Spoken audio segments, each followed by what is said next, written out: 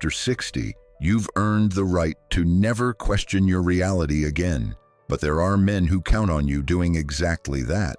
They've perfected phrases that sound like concern, devotion, even love, when they're actually tools of control.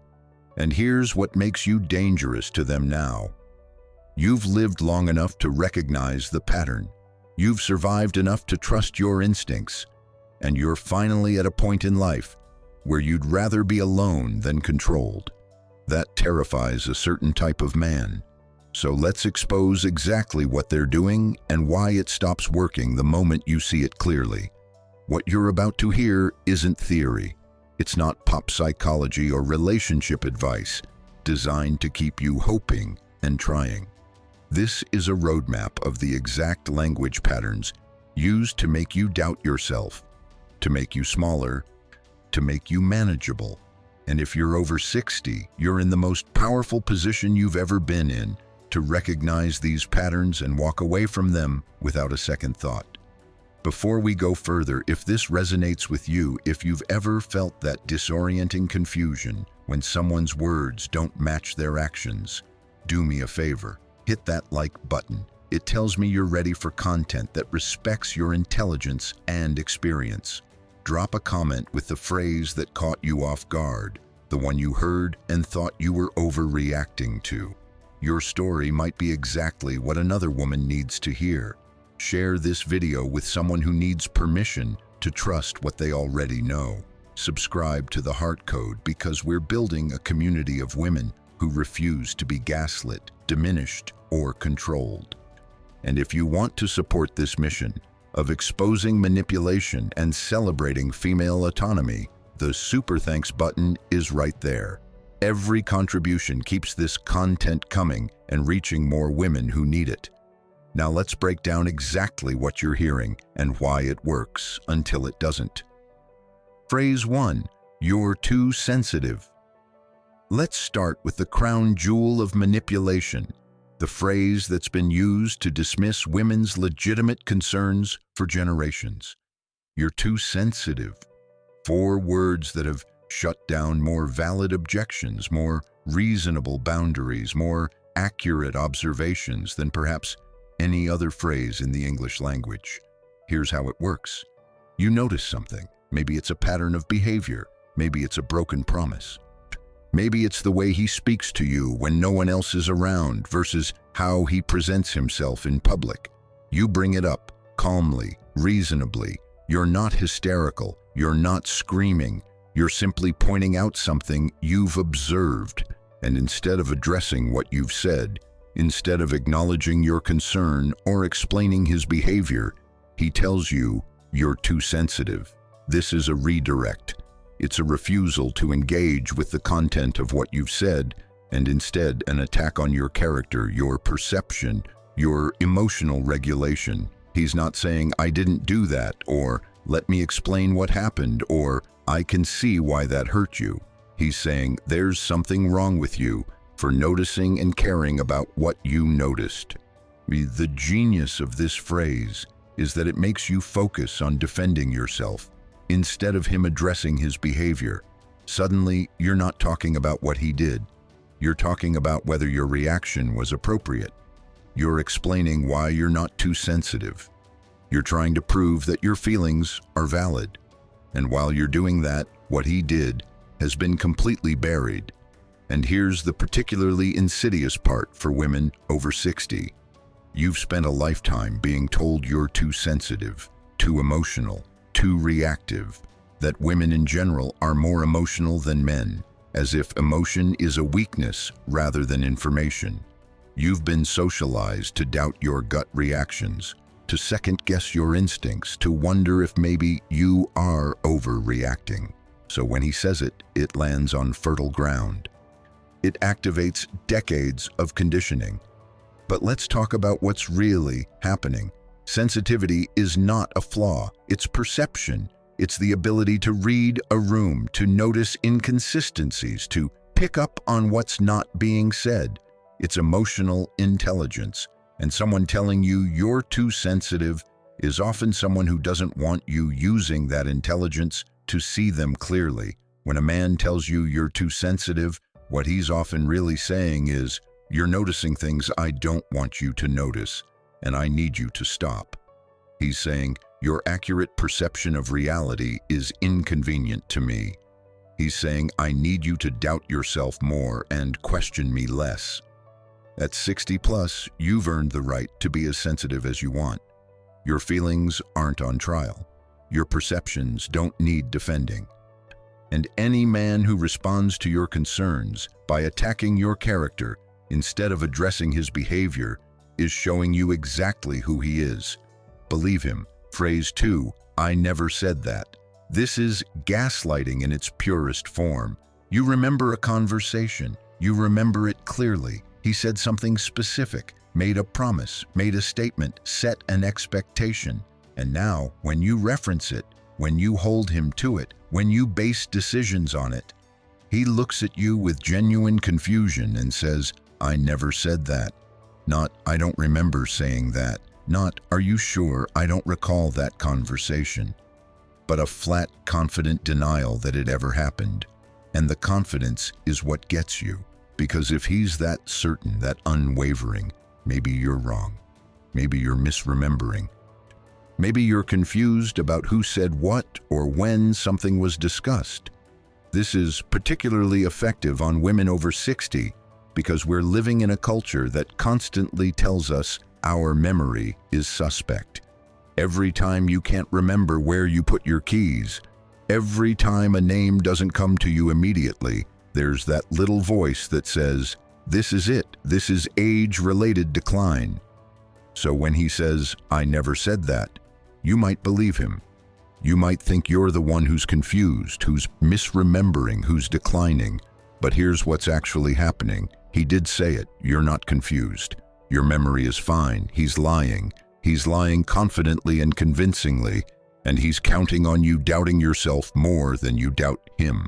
There are a few variations of this. Sometimes it's you're remembering it wrong. Sometimes it's that's not what I meant. Sometimes it's you're taking it out of context. But they all have the same effect. They make you question your grasp on reality. They make you feel like you can't trust your own memory, your own interpretation, your own understanding of what happens in your own life. And once he's got you doubting your memory, he can rewrite history however he wants. He can change the terms of your relationship on the fly. He can make promises and then deny he made them. He can say hurtful things and then act like you invented them. You become unmoored from your own experience. The counter to this is documentation, screenshots, recordings, notes. But more than that, the counter is trusting yourself. Trusting that at 60 plus, you're not suddenly unable to remember basic conversations. Trusting that your perception of reality is valid.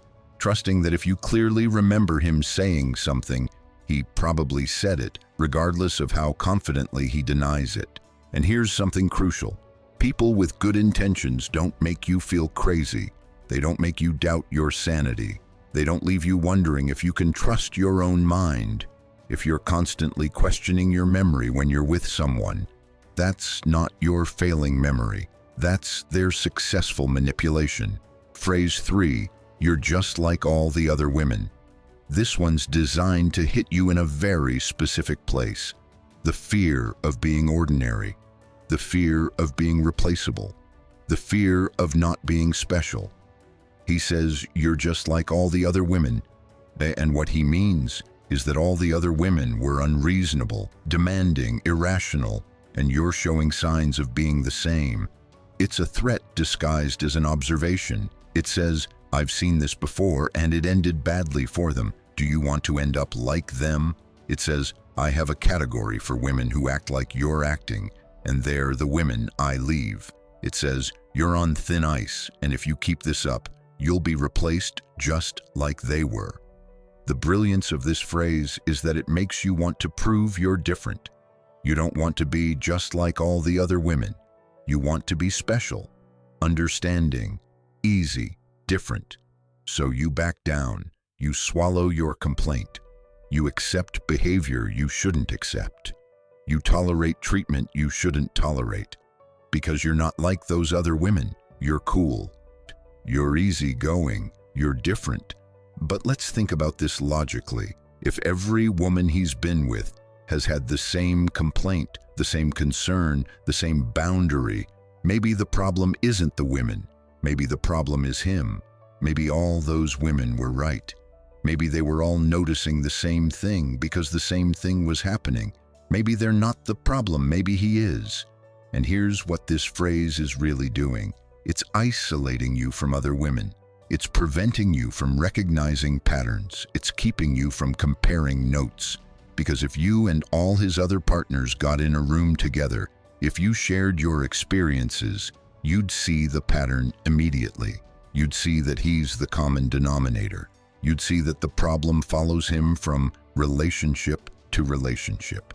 At 60 plus, you've probably known enough women, heard enough stories, seen enough patterns to know that when one person has the same problem with everyone, it's not everyone else, it's them.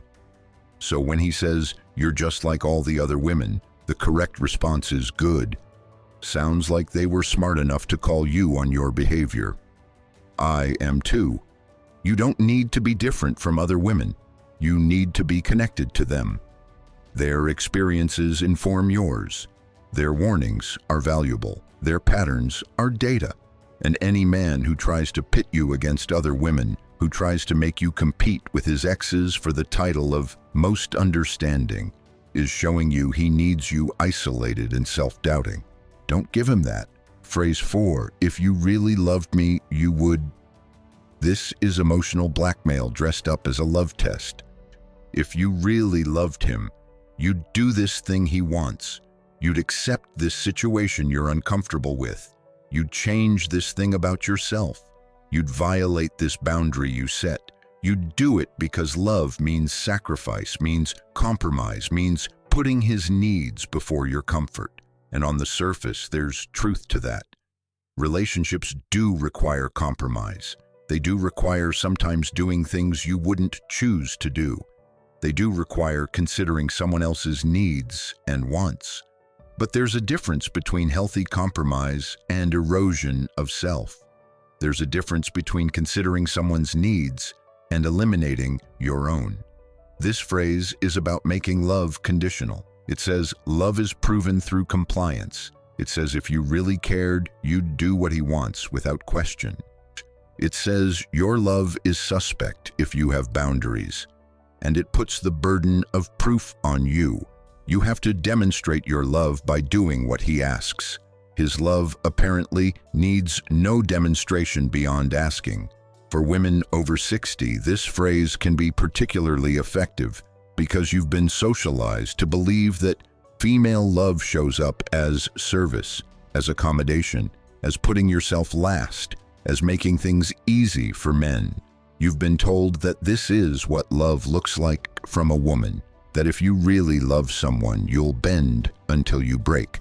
But let's flip this. If he really loved you, would he ask you to do something that makes you uncomfortable? If he really loved you, would he require you to prove your feelings by violating your boundaries? If he really loved you, would he make his happiness contingent on your compliance? Real love doesn't demand proof. Real love doesn't test boundaries. Real love doesn't manipulate through guilt. Real love says, I love you enough to respect your no.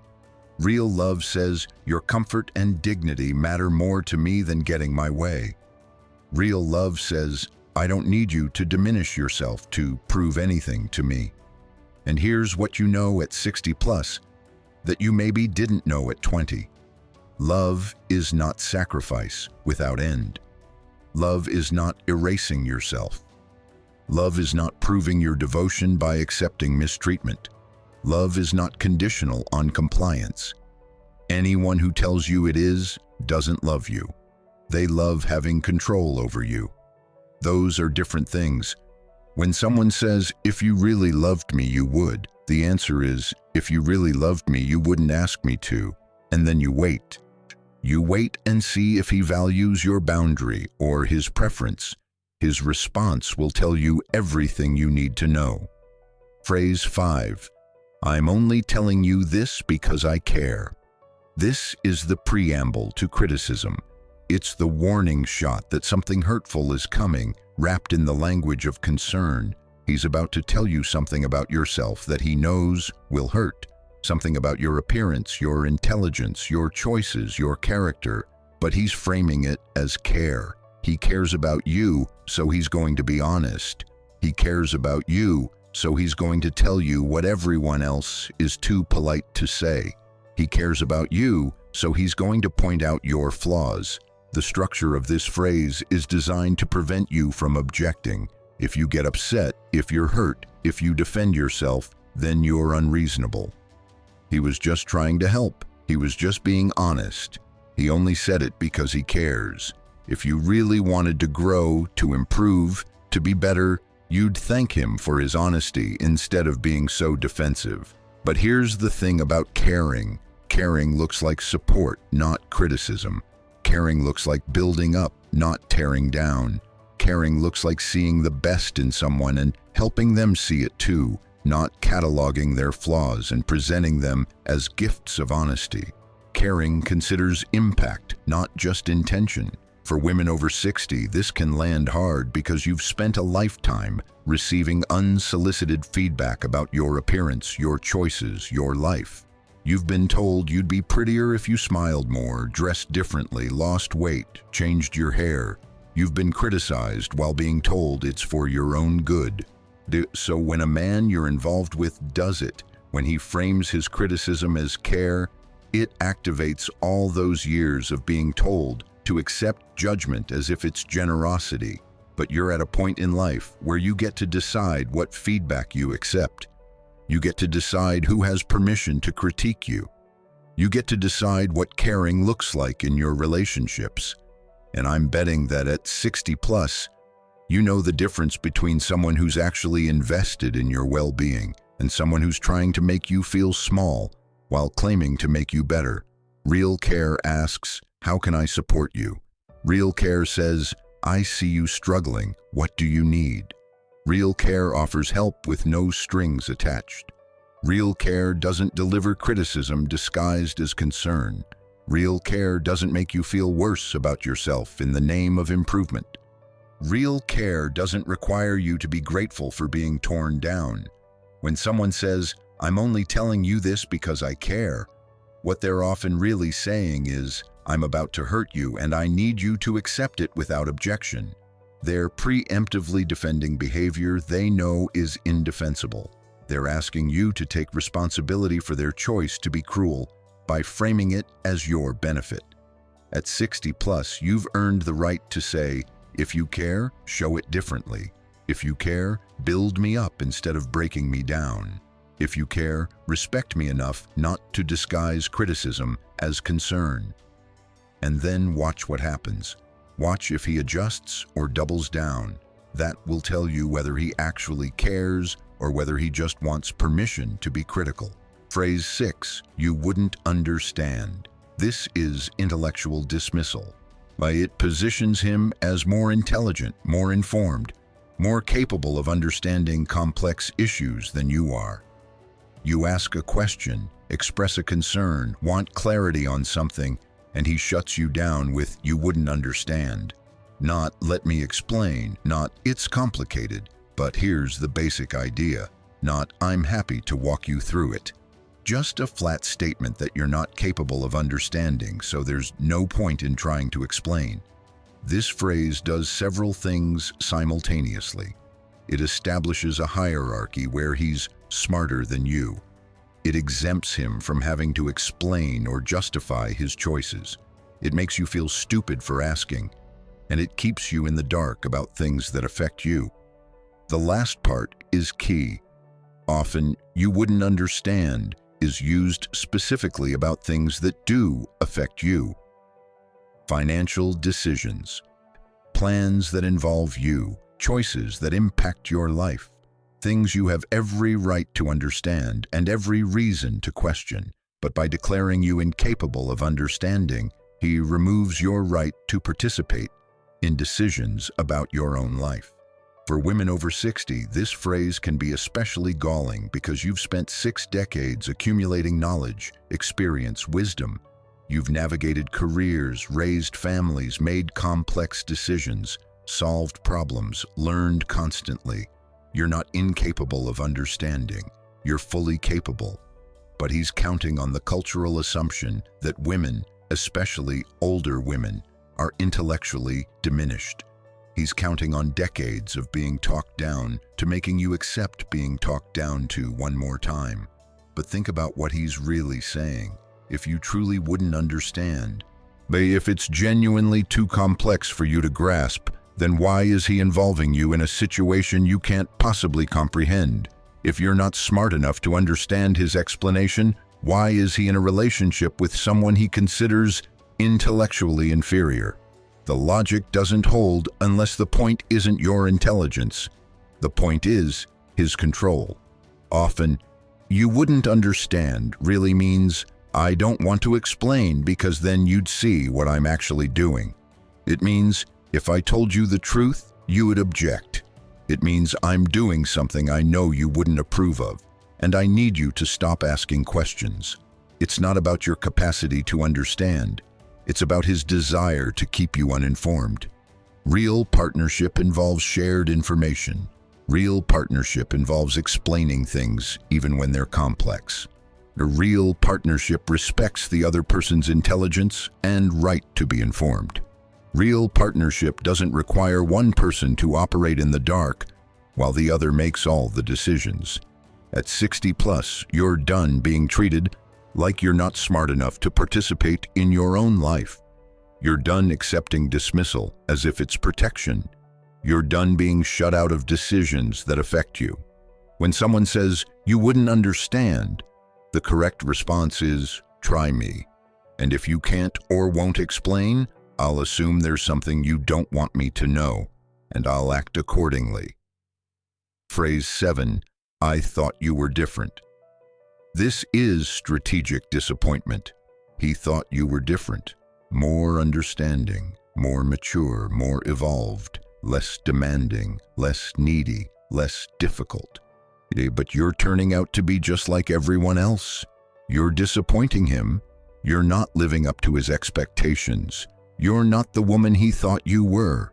The manipulative power of this phrase lies in its ability to make you want to win back his good opinion. He was impressed with you. He thought you were special. And now he's questioning that. And you want to prove that his first impression was right, that you are different, that you are special. So you adjust your behavior. You lower your standards. You accept less. You ask for less. You become smaller because you want to be the woman he thought you were. But let's examine what he thought you were. He thought you were someone who wouldn't have boundaries. He thought you were someone who wouldn't call him on his behavior. He thought you were someone who wouldn't expect to be treated well. He thought you were someone who would accept whatever he offered and be grateful for it. That's what different meant to him. It meant compliant. It meant undemanding. It meant manageable. And when you turned out to have standards, to have boundaries, to have expectations, to have dignity, you disappointed him. Not because you changed, but because you revealed that you were never going to be what he wanted. Someone who would tolerate anything. For women over 60, this phrase can hit hard because you've spent a lifetime being told you're too much or not enough. Too demanding, not pretty enough. Too opinionated, not accommodating enough. Too independent, not feminine enough. So when someone says they thought you were different, it activates all that old conditioning. It makes you want to prove you're not too much, that you are enough, that you are special. But here's what you know now that you maybe didn't know earlier. The right person doesn't make you feel like you need to earn their good opinion. The right person sees your boundaries as health, not obstacles. The right person sees your standards as self-respect, not demands. The right person sees the real you and doesn't need you to be different. When he says, "I thought you were different," what he means is, "I thought I could treat you however I wanted and you'd accept it." What he means is, I thought you'd require less effort than you're requiring.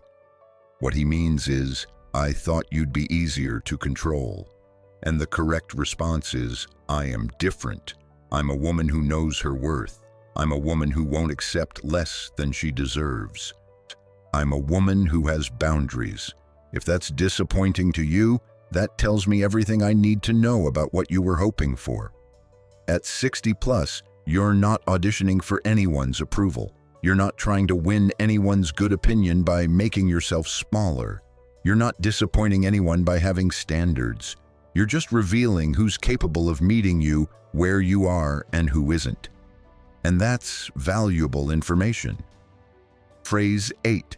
After everything I've done for you. This is the weaponization of generosity. He's done things for you, helped you, supported you, been there for you, given to you. And now that you're not doing what he wants, not behaving how he wants, not complying with what he wants, he's reminding you of everything he's done. He's calling in his chips. He's suggesting you owe him. He's framing your relationship as a ledger where his good deeds have purchased the right to override your boundaries. The insidious part of this phrase is that he probably has done things for you. Maybe significant things, maybe things you're grateful for, maybe things that helped you in real ways. And that makes his use of those things as leverage particularly painful, because you do appreciate what he's done. You are grateful, but you're beginning to realize that in his mind, those things weren't gifts. They were investments. They were down payments on future compliance. They were purchases of your silence, your acceptance, your tolerance of behavior you shouldn't tolerate. Real generosity has no strings attached. Real support doesn't come with an invoice. Real love doesn't keep score. When you give to someone you care about, you give because you want to help them, because you want them to be happy, because their well-being matters to you. You don't give so that later, when they displease you, you can remind them of everything they owe you. For women over 60, this phrase can be particularly manipulative because you've spent a lifetime being socialized to be grateful, to not be demanding, to appreciate what you're given, to not expect too much. You've been taught that female gratitude should look like acceptance, that if someone does something for you, you should be so thankful that you don't question them, don't object to their behavior, don't have expectations of your own. But gratitude and self-erasure are not the same thing. You can appreciate what someone has done for you while still maintaining your boundaries. You can be thankful for past support while still expecting current respect. You can value someone's previous help while still refusing to accept current mistreatment. These things are not contradictory. They're both necessary. When someone says, after everything I've done for you, what they're really saying is, I did those things so you'd feel obligated to me. I did those things so I could use them against you later. I did those things as currency to purchase your compliance. They're revealing that their generosity was never generosity. It was strategy. And here's what you know at 60 plus. You don't owe anyone your dignity. You don't owe anyone your self-respect. You don't owe anyone your boundary-less compliance. Not even someone who's helped you. Not even someone who's been good to you. Not even someone who's done things you're grateful for. Because healthy relationships are not transactional. Love is not commerce. Care is not currency. The correct response to, after everything I've done for you, is, I appreciate what you've done. And I also appreciate myself enough to maintain my boundaries. If you did those things expecting me to give up my self-respect in return, then we have different understandings of what giving means. I'm not for sale, even at the price of your past generosity. And then you watch. You watch if he can separate his giving from his expectation of control. You watch if he can be generous without requiring compliance. You watch if his care for you can coexist with your autonomy. Because if it can't, then everything he did wasn't about you. It was about him. It was about establishing control. And you're better off knowing that. The pattern behind the phrases. Now that we've gone through these 8 phrases, let's step back and look at what they have in common. Because understanding the individual phrases is useful, but understanding the pattern is powerful.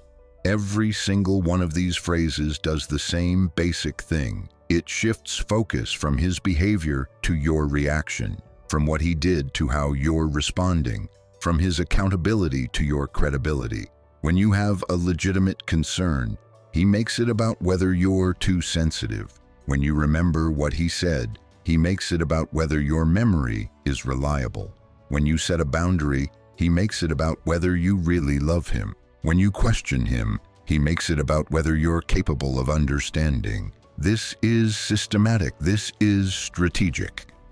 This is not accidental. These phrases exist to keep you focused on defending yourself instead of him being accountable for himself.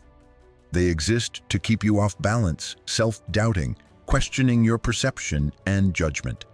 They exist to make you so busy proving you're not crazy, not oversensitive, not like other women, not ungrateful, that you never get to the actual issue, his behavior. And that's the point. The point is not to resolve the issue. The point is to avoid resolving the issue by making you doubt whether there is an issue.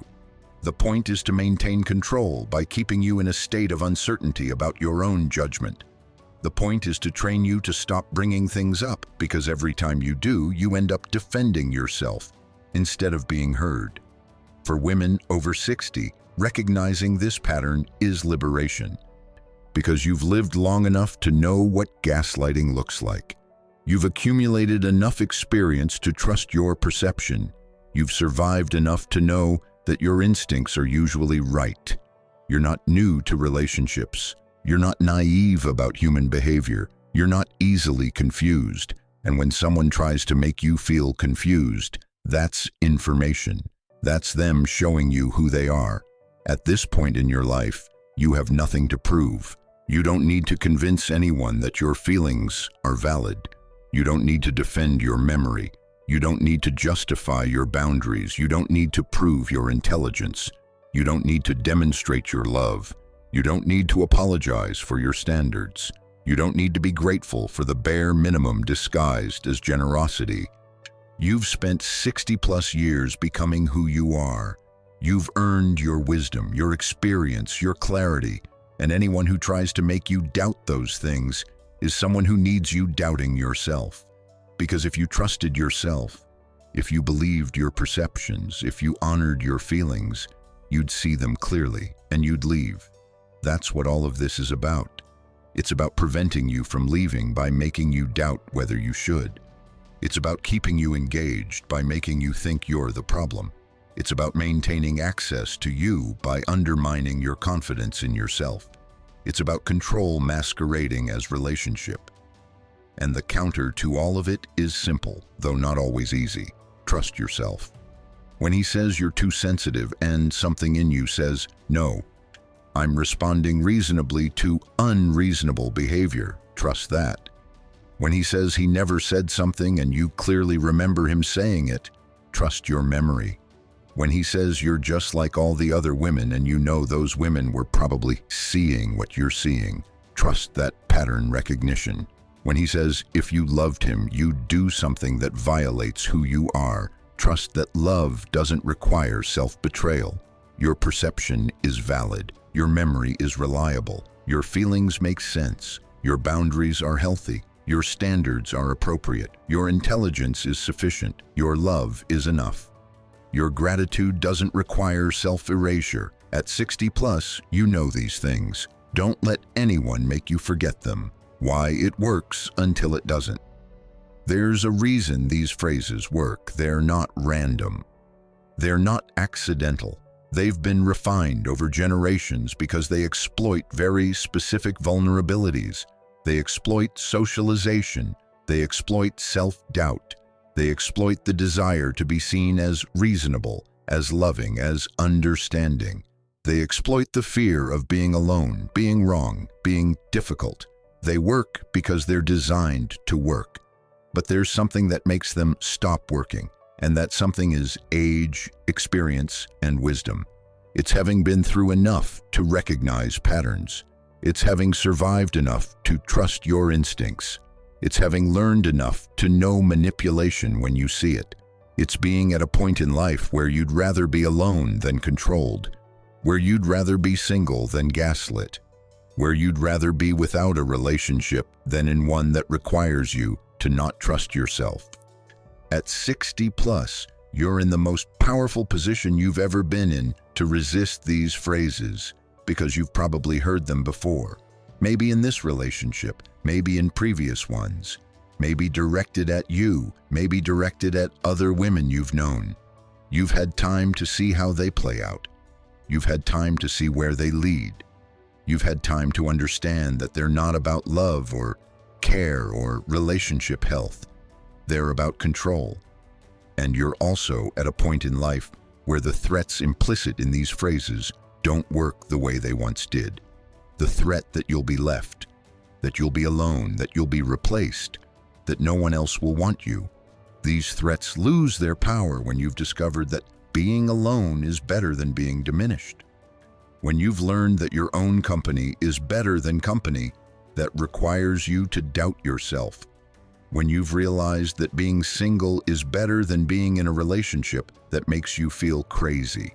The thing that makes these phrases stop working is you deciding they stop working. It's you deciding your perception is valid regardless of what he says. It's you deciding your boundaries are not negotiable regardless of how he frames their enforcement as a lack of love. It's you deciding that you'd rather be alone than convinced you're wrong about things you know you're right about. And that decision, that shift, that claiming of your own authority over your own experience, that's what he can't recover from. Because all these phrases only work if you're unsure, if you're willing to doubt yourself, if you're willing to prioritize his comfort over your clarity. The moment you stop doing that, the moment you trust yourself more than you trust his manipulation, it's over.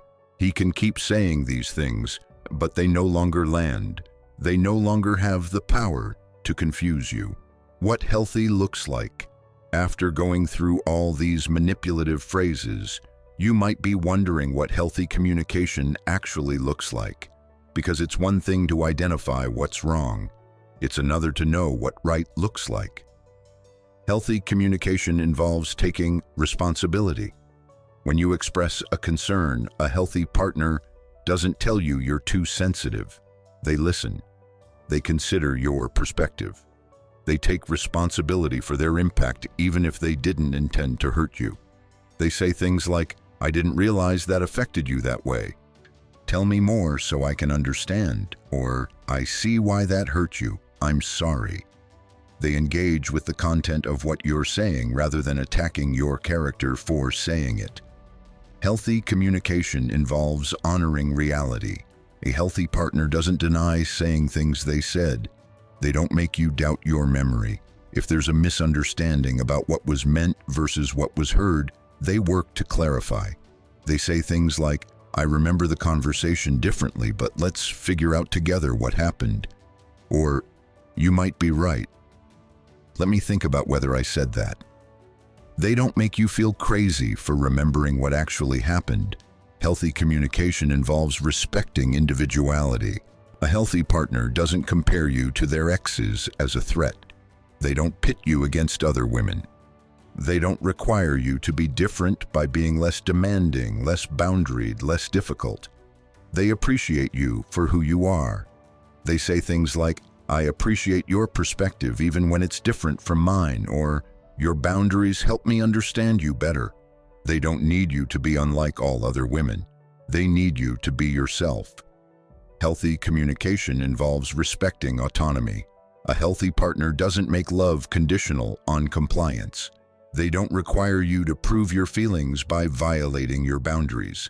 They understand that love and respect coexist. They say things like, "I want this, but I understand if it doesn't work for you," or "Your comfort is more important than my preference." They don't test your love by asking you to harm yourself. Healthy communication involves building up, not tearing down. A healthy partner doesn't disguise criticism as care. They don't use honesty as a weapon. When they give feedback, it's requested, it's kind, and it's focused on growth, not diminishment. They say things like, "I see you working on this. How can I support you?" Or, "Have you considered this approach?" They don't tear you down in the name of truth. Healthy communication involves respect for intelligence. A healthy partner doesn't dismiss you as incapable of understanding. They don't keep you in the dark about things that affect you. They explain. They include you. They treat you as an equal partner capable of comprehending complex issues. They say things like, "Let me walk you through this," or "What are your thoughts on this?" They don't use your supposed intellectual inadequacy as an excuse to exclude you from decisions. Healthy communication involves meeting expectations. A healthy partner doesn't suggest you're unreasonable for having standards. They don't imply you're disappointing for not being endlessly accommodating. They recognize that boundaries are health. They say things like, "I respect that boundary," or "I understand that's important to you." They don't make you feel like you need to be different to be acceptable. Healthy communication involves generosity without strings. A healthy partner doesn't weaponize their help. They don't keep score.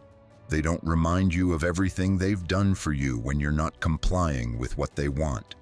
They give because they want to, and they expect nothing beyond appreciation in return. They say things like, "I'm happy I could help," or "I want you to be okay. That's why I did it." They don't use their generosity as currency to purchase your compliance. This is what you deserve. This is what healthy partnership looks like. And if what you're experiencing doesn't look like this, if instead it looks like the manipulative phrases we've been discussing, then you're not in a healthy partnership. You're in a dynamic designed to control you, and you deserve better. The cost of staying. Let's talk about what happens if you stay in a relationship characterized by these manipulative phrases, because it's not just that individual phrases are problematic, it's that collectively, over time, they reshape how you see yourself and the world. When someone consistently tells you you're too sensitive, you start to doubt your feelings. You start to think your emotional reactions are disproportionate, wrong, embarrassing.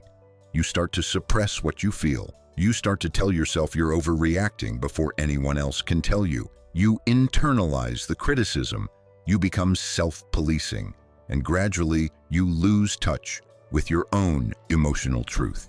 You no longer know what you feel because you've been taught not to trust what you feel. When someone consistently denies saying things they said, you start to doubt your memory. You start to second-guess your recollection of events. You start to think maybe you are confused, maybe you are misremembering, maybe you are declining. You stop trusting your grasp on reality. You defer to his version of events even when you know it's wrong. And gradually, you lose your certainty about your own experience. You're unmoored from your own life because you can't trust your perception of what's happening in it. When someone consistently compares you to other women as a threat, you start to compete with ghosts. You start to try to be whatever you think different means. You distance yourself from other women. You see them as competition rather than allies. You isolate yourself, and gradually you lose your connection to the people who could help you see what's happening. You're alone with him and his version of reality, with no outside perspective to reality check against. When someone consistently makes love conditional on compliance, you start to believe that love requires self-betrayal. You start to think that if you really cared, you'd do things that harm you. You start to violate your own boundaries. You start to ignore your own needs. And gradually, you lose your sense of self. You become whatever he needs you to be, and you forget who you actually are. When someone consistently disguises criticism as care, you start to think that being torn down is being helped. You start to accept cruelty if it's framed as honesty. You start to be grateful for being diminished. And gradually, you lose your sense of your own worth. You internalize the criticism. You believe the negative things he says about you. You become small. When someone consistently dismisses your intelligence, you start to believe you're not capable of understanding complex things. You start to defer to him on decisions that affect you. You start to accept being kept in the dark. And gradually, you lose your confidence in your own judgment. You stop trusting your ability to figure things out. You become dependent on him to navigate the world for you. When someone consistently expresses disappointment that you're not endlessly accommodating, you start to believe there's something wrong with you for having standards. You start to think your boundaries are defects. You start to be ashamed of having needs. And gradually, you lose your sense that you're entitled to be treated well. You accept less and less, believing you deserve less and less. When someone consistently reminds you of everything they've done for you, you start to believe you owe them your autonomy. You start to think their past help purchases present control. You start to accept behavior you shouldn't accept because you feel obligated. And gradually, you lose your freedom. You're trapped by debt that isn't real, obligated by generosity that wasn't genuine. This is the cost. This is what happens when you stay. Not all at once, gradually. So gradually, you might not notice, but over time, these phrases and the dynamics they create erode you. They erode your confidence, your clarity, your sense of self, your connection to others, your trust in your own perception. They leave you smaller, more uncertain, more isolated, more controllable. And that's the point. That's what they're designed to do. At 60 plus, you don't have time for this erosion. You don't have time to spend years recovering from relationships that diminish you. You don't have time to rebuild self-trust that someone systematically destroyed. You don't have time to undo conditioning that tells you not to believe yourself. You deserve to spend whatever time you have left feeling solid in yourself, certain of your perceptions, connected to others, clear about your worth. The power of leaving. So what do you do when you recognize these phrases, when you see the pattern, when you understand what's happening? You leave, or you set boundaries so firm that if he can't respect them, he leaves. Either way, you exit a dynamic that requires you to doubt yourself. And here's what's powerful about leaving at 60 plus. You know what you're leaving and you know what you're going toward. You're not leaving with the naive hope that the next relationship will be perfect. You're leaving with the earned wisdom that being alone is better than being gaslit. You're leaving knowing exactly what you will and won't accept next time. You're leaving with standards that have been refined by experience.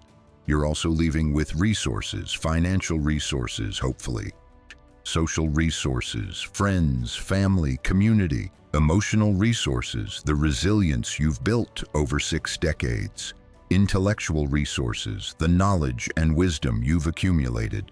You're not leaving vulnerable and unprepared. You're leaving capable and informed.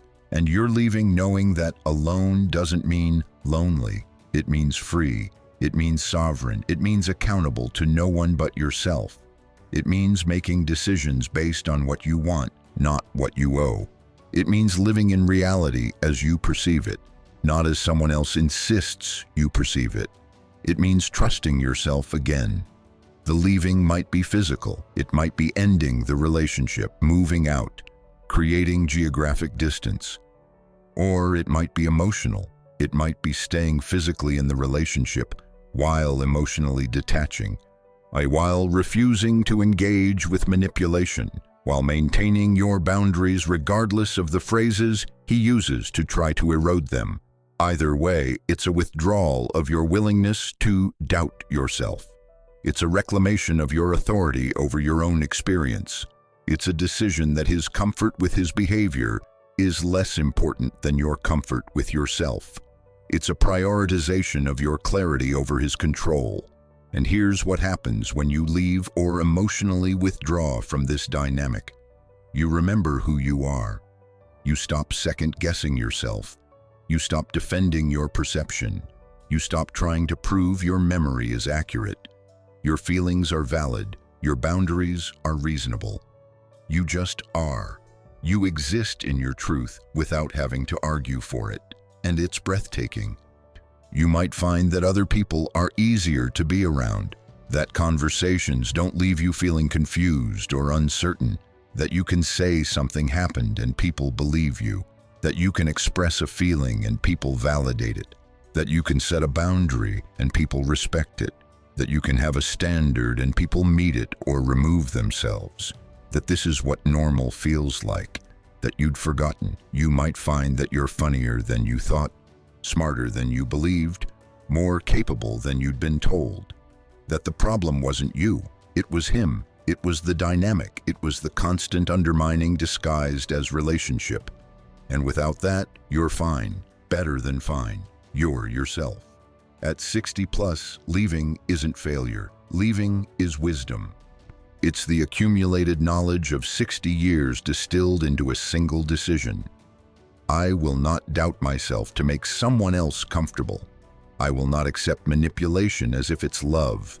I will not sacrifice my clarity for someone else's control. I will not spend whatever time I have left feeling uncertain about things I'm certain about. Leaving is power. It's the power to choose yourself, the power to prioritize your well-being over someone else's convenience, the power to say, this doesn't work for me, and let that be enough, the power to not negotiate your boundary, not justify your decision, not prove you're right, the power to simply do what's right for you and let him deal with his feelings about that on his own. What you know now. So where does this leave you? With 8 phrases, with the pattern behind them, with the understanding of what they're designed to do, with the knowledge of what staying costs and what leaving offers, with the power that comes from seeing clearly. You know now that you're too sensitive means stop noticing things I don't want you to notice. You know that I never said that means I need you to doubt your reality so I can control the narrative. You know that you're just like all the other women means they were right about me, and so are you. You know that if you really loved me, you would means I'm confusing love with compliance. You know that I'm only telling you this because I care means I'm about to hurt you and I need you to accept it. You know that you wouldn't understand means I don't want you to understand because then you'd object. You know that I thought you were different means I thought you'd be easier to control. You know that after everything I've done for you means I think my past generosity purchased your present compliance. And knowing this changes everything because you can't unsee it. You can't go back to not understanding what's happening. You can't return to accepting these phrases at face value. You know what they are now. You know what they do. You know what they cost. The question isn't whether to believe these phrases. The question is what you do with the knowledge that they're manipulative. Do you stay and set boundaries so firm that the relationship transforms or ends? Do you leave and reclaim your certainty about yourself? Do you emotionally withdraw while you plan your exit? Do you confront the pattern and see if he's capable of changing it? What you do is up to you. But whatever you do it with clear eyes. You do it knowing that this is manipulation, not love. You do it knowing that you're not crazy, not too sensitive, not difficult. You do it knowing that your perception is valid, your memory is reliable, your boundaries are healthy. You do it knowing that at 60 plus, you don't have time for relationships that require you to not trust yourself. You've earned this clarity. You've earned this wisdom. You've earned the right to trust your own judgment above someone else's manipulation. You've earned the right to say, I see what you're doing, and I'm done pretending I don't. You've earned the right to leave. You've earned the right to stay only on terms that honor you. You've earned the right to expect to be treated well, spoken to honestly, respected fully. And if the person you're with can't do that, can't speak to you without these manipulative phrases, can't relate to you without trying to make you doubt yourself, then you know what that means. It means they're not capable of the relationship you deserve. It means they're not safe for you. It means they're not worth the erosion of self that staying would require. At 60 plus, you know enough to recognize manipulation. You know enough to trust yourself. You know enough to leave or to set boundaries that protect you. You know enough to insist on relationships that build you up instead of tearing you down. You know enough to choose yourself. Use that knowledge. Trust that knowledge. Act on that knowledge. Because it's the most valuable thing you have, the ability to see clearly and choose accordingly. If you made it this far, you know something now that you maybe suspected but couldn't quite name. You know exactly what's being done to you and why it works. And more importantly, you know that it only works if you let it. You know that your perception is valid regardless of what he says. You know that your boundaries are healthy regardless of how he frames them. You know that your standards are appropriate regardless of his disappointment in them. At 60 plus, you're the most dangerous thing to a manipulator, a woman with experience, wisdom, and clarity who'd rather be alone than controlled. You've spent 6 decades accumulating the tools to see through exactly this kind of dynamic. Use them, trust them, act on them. Before you go, if this resonated, if you recognized phrases you've heard, if you're seeing patterns you've lived, do something for me. Hit that like button so other women find this content. Comment with the phrase that caught you, the one you heard and thought you were overreacting to. Your story might be exactly what another woman needs to validate her own experience. Share this video with someone who needs permission to trust what they already know.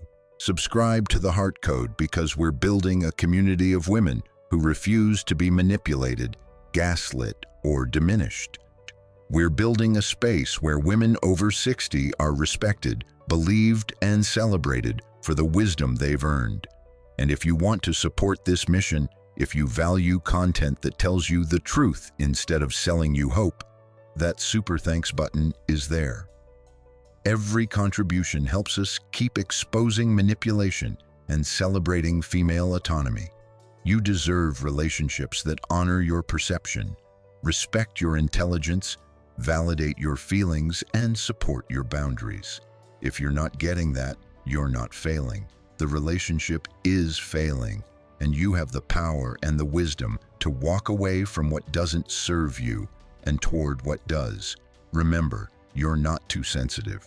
You're accurately perceiving reality. You're not crazy. You remember what actually happened. You're not difficult. You have healthy boundaries. You're not disappointing. You have appropriate standards.